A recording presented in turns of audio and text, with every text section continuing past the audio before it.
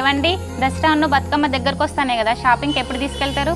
అబ్బా అన్న ఈసారి మాత్రం నేను ఉదయం షాపింగ్ పోనా అన్న. ఈసారి మీరే వేసుకొని నేనే వేసుకుంటా. నాకు 5,000-10,000 కొట్టు. అను కార్తీక్ అను, రేపు నీకు పెళ్ళైనాక మాకు చెల్లొస్తుంది కదా, అప్పుడు ఇంతకన్నా ఎక్కువ షాపింగ్ చేస్తావు. అప్పుడు నువ్వేం చేస్తావో చూస్తాం. అబ్బా వదిన ఇప్పొంచులు ఎందుకు అట్లా అంటానో వదిన, కానీ నాకు మాత్రం మా అన్నం తూపికుండదు. రేపు నీకు కూడా మ్యారేజ్ అయినాక నేను మా చెల్లె షాపింగ్ చేస్తా అంటే మీరిద్దరు అన్నదమ్ములు షాపింగ్ మాల్ ఉండకపోతే ఏం చేస్తారో చూస్తా.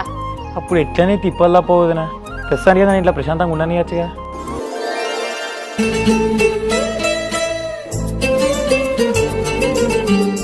చెల్లె అన్నా చెల్లె చిన్న బతుకమ్మ మొత్తం కానీ నీకు లంగా అంటే ఇష్టం కదా, అందుకే హాఫ్ సారీ పట్టుకొచ్చి నీకోసం.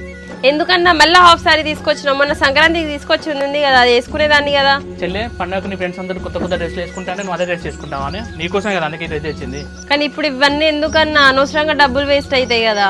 నీకన్నా డబ్బులు ఎక్కువ నన్ను చెల్లె, మనం ఎందుకు తక్కువ కావాలి? ఇదిగో తీసుకో. వావ్ అన్నా సూపర్ ఉంది కలర్ కాంబినేషన్. అంతే లేరా కొడుకా, నీ చెల్లెకే తీసుకొచ్చినావు కదా, నాకు తెలియదు కదా. నువ్వు ఎందుకే అట్లా అంటావు? నీ కూడా తీసుకొచ్చిన సారీ. ఒక్క నిమిషం